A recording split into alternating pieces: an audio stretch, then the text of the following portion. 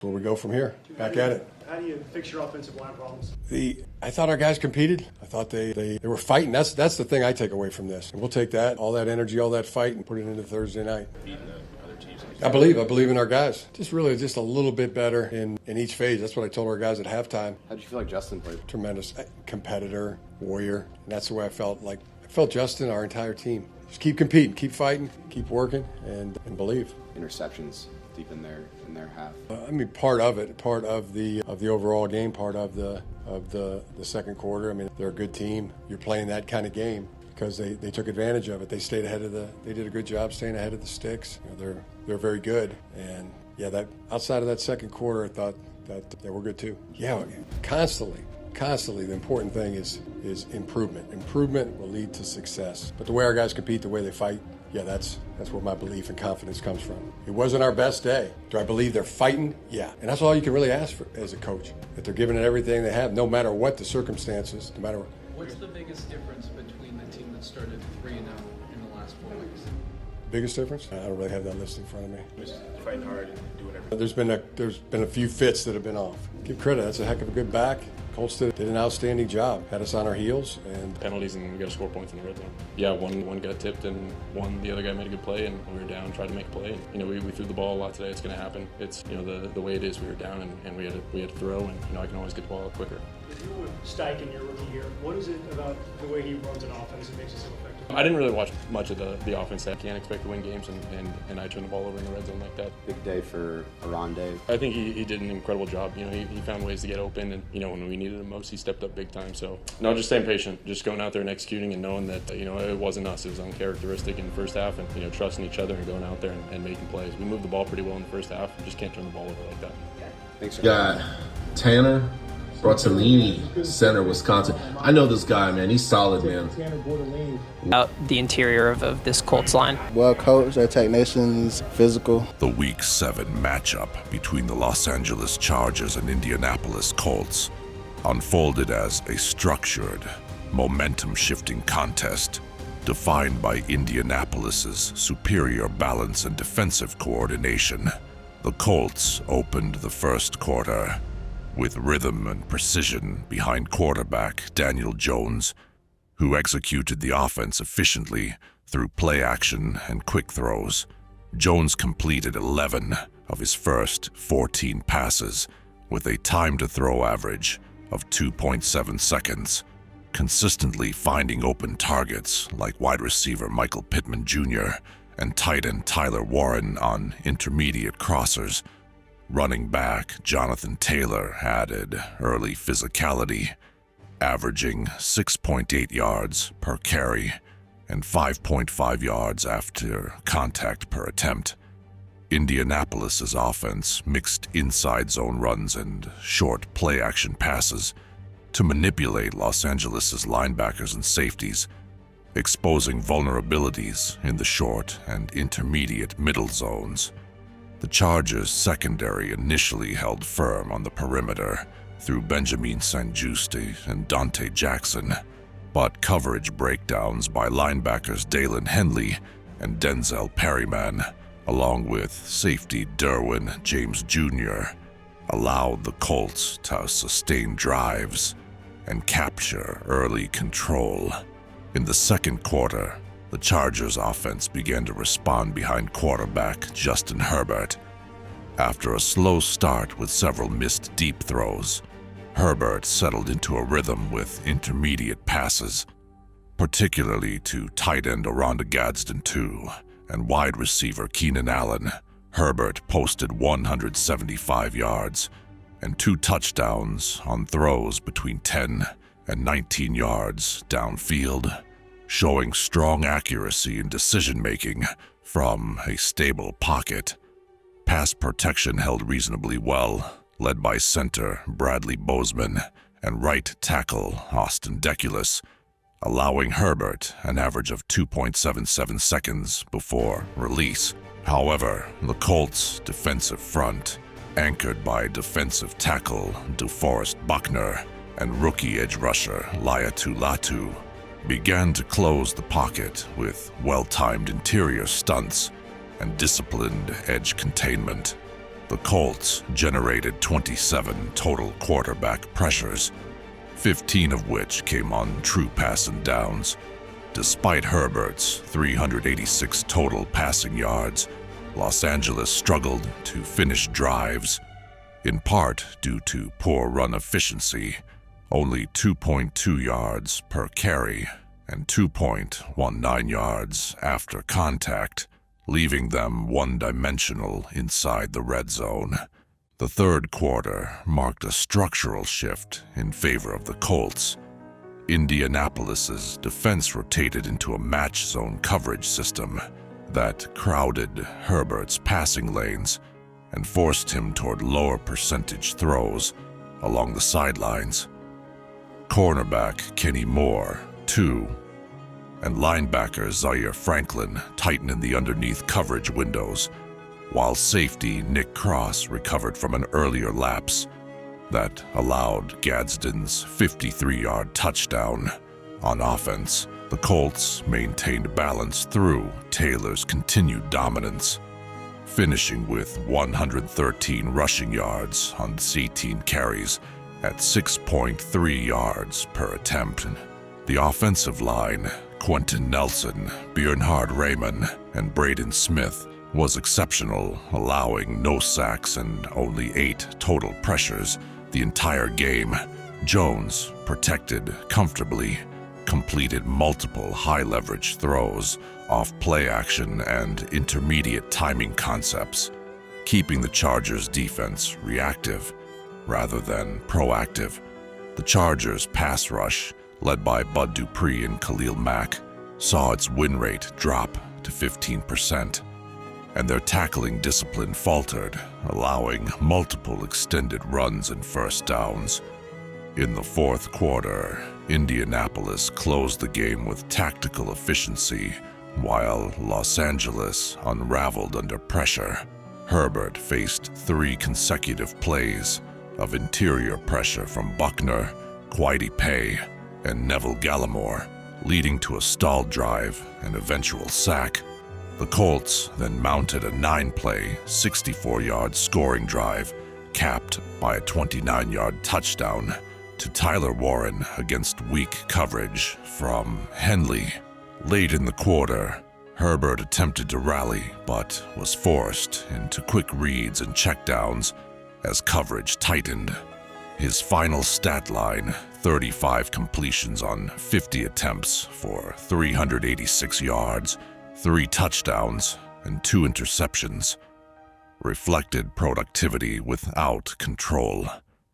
Both interceptions came under duress, one on a tipped pass by Moore, and another underthrown deep against a collapsing pocket. Across the full game, the Colts outperformed the Chargers in nearly every efficiency category. Indianapolis averaged 6.3 yards per rushing attempt compared to Los Angeles's 2.2. The Colts' offensive line posted a pass blocking efficiency of 98.3% versus 94.4% for the Chargers, and their defense allowed only 7.0 yards per target compared to the Chargers' 11.0. Buckner and Latu combined for consistent interior disruption, while the Chargers' edge rushers failed to convert pressures into sacks. In coverage, Indianapolis's defenders held steady in the red zone, conceding only field goals on multiple drives, while Los Angeles's linebackers and safeties surrendered 2 touchdowns and over 140 passer rating on seam and flat targets. Ultimately, the Chargers' loss stemmed from defensive imbalance and insufficient run-pass integration on offense. Their linebacker and safety coverage integrity broke down repeatedly, exposing the middle field to Indianapolis's short play-action game. Meanwhile, Los Angeles's run defense was overwhelmed by interior zone blocking, allowing over 6 yards per carry and multiple explosive runs. Offensively, the Chargers became overly reliant on Herbert's arm, calling 50 pass plays to only 16 runs, which allowed the Colts' defense to anticipate passing patterns and play tighter coverage late. Despite Herbert's statistical success, the lack of balance, coupled with a fatigued defense and ineffective tackling, decided the outcome. Indianapolis's composure, two-level play design, and superior trench execution led them to a methodical, well-earned victory. Chargers versus Colts. First half combined analysis. Game context and flow. Score, char, tempo, shape. The half played like a trench-driven game. Colts controlled the ground and field position through Jonathan Taylor's efficiency and a sturdy OL. Chargers leaned on quick game and tight end usage to steady the pass offense while the run game stalled. Explosives versus consistency. Indy produced the half's clearest explosives, one long Pittman shot, and multiple 10-plus yard runs by Taylor. LAC's explosives were limited. Production came from on-schedule completions. Gadsden, Keenan taught trench dynamics. Chargers offensive line versus Colts pass rush. Pass pro. Herbert's time to throw, approximately 2.6 seconds with clean pockets, more often than not. On your PFF pass rush pages, Colts TPS true, pass set pressure totals were modest, no sacks, few hits despite solid individual rush grades. Latu, Grover Stewart, DeForest Buckner, all grading green. Why Herbert stayed upright. Quick rhythm concepts. 2.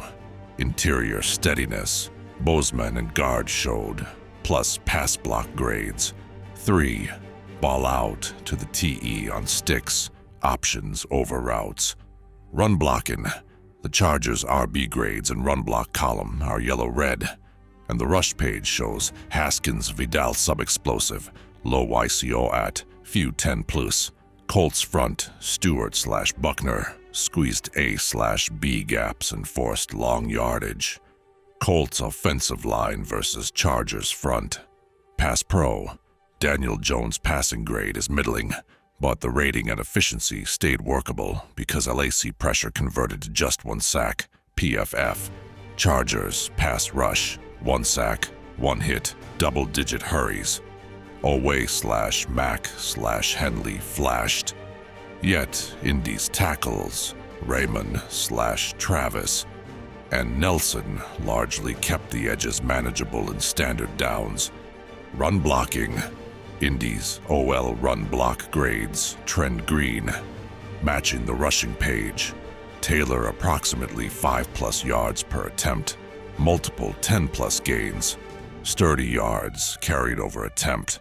They created consistent displacement on inside zone duo and sprinkled gap to hit the C gap when LAC widened. Coverage matchups. Chargers secondary versus Colts receivers. Mixed results. LAC's team line shows elevated QB rating, allowed in Y/R, approximately 12, pointing to a few clean wins for IND on intermediate shots. Who held up? Cam Hart graded best among LAC DBSs. Dante Jackson played solid technique on underneath. Where Indy won, Pittman had the half's biggest vertical, long approximately 48. And Alec Pierce found room on deep outs, curls. Taylor in space as a receiver added cheap yards and chain movers. Colts secondary versus Chargers receivers. Strong half. The IND team coverage line shows a low passer rating, allowed with multiple PBUs. Corners Cameron Mitchell/Kenny Moore, 2. And safeties Blackman/Bynum, listed on your screenshot, closed, throwing windows. Matchup notes. Keenan Allen still separated on inbreakers/choice. Indy capped YAC. Aron Dave Gadsden 2 was LAC's most reliable option. High catch rate. chain-moving depth, ADOT in the short to intermediate, and top receiving grade among Chargers. Quentin Johnston saw limited impact. Colts' leverage and safety rotation took away the outside go stop packages. Skill position efficiency, Chargers passing. Herbert's PFF pass grade, low to mid-70s, reflects accurate, turnover-averse, quick game more than downfield stress. YPA sat around mid-6 seconds. Explosives were scarce. Receiving, Gadsden TE was the engine. Perfect or near-perfect catch rate. Best receiving grade. Thriving on sticks/option/crossers versus zone. Keenan was efficient on limited volume. Rest of the WR room quiet. Rushing, Haskins/Vidal couldn't dent light boxes. Few or no 10-plus runs. Minimal YAC. Colts won first contact. Colts rushing. Jonathan Taylor owned the half. Double-digit first downs. Multiple 10-plus runs. Healthy YCO/ATT. Gap/zone. Both viable, with best juice behind LG/LT. Receiving, Pittman hit the explosive. Pierce chipped mid-depth wins. Taylor added value as a checkdown/screen outlet. Efficient YAC. Tight ends Warren/Ailey Cox were situational. Situational and structural metrics. First half tendencies. Early downs. Indy stayed ahead of the sticks via 4 to 6 yard runs on first down. LAC more often faced second and third, and long after stuffed runs. Pressure to sack. Chargers generated pressure volume, but conversion to sacks was low. Jones's mobility plus OL recovery. Colts' pressure rarely finished because Herbert's 2.6 seconds. TTT and quick concepts neutralized true win opportunities. Yards after catch, LACYAC/REC modest. Colts rally/tackle well. Indy's YAC concentrated in Taylor touches, and one vertical explosive that didn't need yak. Tackling, Colts' missed tackle column stayed low. LAC had a couple in space on Taylor. First half verdict. Colts edged the half by owning the run game and producing the only true explosive pass. The defense limited Herbert's explosives and tackled cleanly, forcing the Charger to nickel and dime via Gadsden/Allen. Chargers stayed in it through pass pro steadiness and efficient, quick game. But run inefficiency and few explosives kept the scoring ceiling muted. Halftime adjustments, what the numbers imply.